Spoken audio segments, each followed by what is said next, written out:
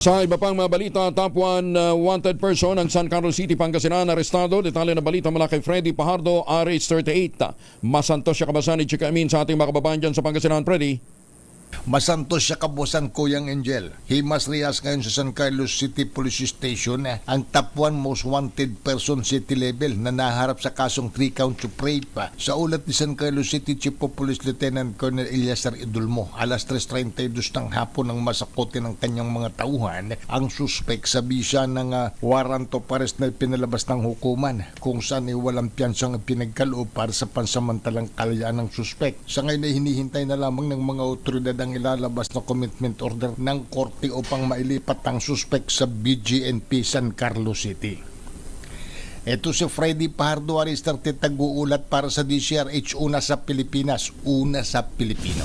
Maganda